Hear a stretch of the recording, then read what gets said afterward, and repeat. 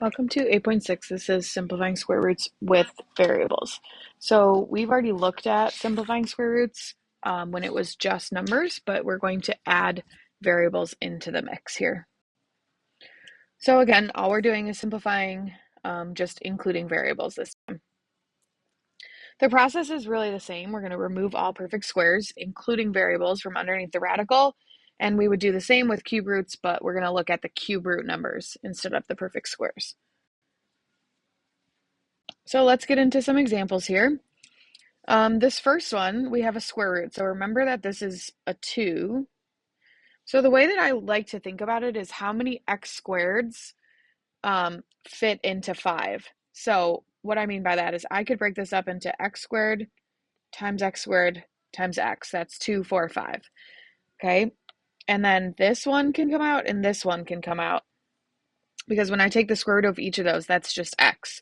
So on the outside, I would get 2x times x, which is x squared, and then underneath stays my x. You can also think about it as 5 divided by 2 would be 2 with a remainder of 1. Okay, but I'm looking for how many go into whatever this number is, so 2 or 3.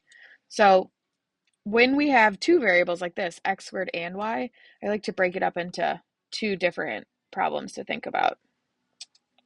So the square root of x squared is just x, but then this, there's only one of the y, so that has to stay under the radical. So it's just x times the square root of y. This next one, we have a cube root here, so again, we're thinking 3s instead of 2s. I like to break it up again into, so I would take the cube root of x to the 5th, and then the cube root of y to the 3rd. So this one, I could break up in x to the 3rd and x squared, right, to take the cube root of both of those. So the cube root of x squared, the cube root of x cubed is x, and then the x squared would stay underneath. And then this one, the cube root of y to the 3rd, those match, so it's just 1y. So to put that all together as my final answer, the x and the y are on the outside of the radical, so it would be xy times the cube root of x squared. And that's my final answer. Let's do a few more. I'm not going to go through all the examples in your packet right now, so you will have more to do if you watch this video to get all the problems. So this one, again, I'm going to think about this as the square root of 18 and the square root of x to the 3rd, and I'm going to do it in 2 steps. So 18 I know is 9 and 2. The square root of 9 is 3 root 2. X to the 3rd, I can think of that as the square root of x squared times the square root of x, which is really just x root x. Okay, because the square root of x squared is x. Now I'm going to put together outside and inside. So I get 3x times the square root of 2x. And that's my answer. Anything on the outside stays on the outside. Anything underneath stays underneath. Okay.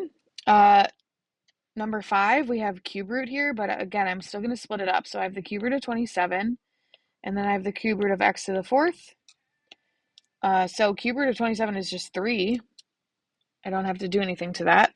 And then this one, I'm going to think about, let me do this in, the cube root of x to the 3rd, because that will give me the 1x. And then there's just still 1 left over, right? Because 3 plus 1 makes 4. So this is x times the cube root of x. So again, I put those together. Outside is 3x, and then underneath the radical would be the cube root of x. So I have 3x times the cube root of x. That's my answer. And then lastly, this one I have division. So I'm going to split it up into top and bottom. So I have square root of x to the 3rd over the square root of 25. Square root of 25 is 5, so let's do that first, and then let's look at this x to the 3rd. So remember, square root is a 2 here, so I can break 3 up into 2 and 1. That means I could take, I'll do it up here, x squared and x, and the square root of x squared is just x. The square root of x stays there, over 5. There's my answer.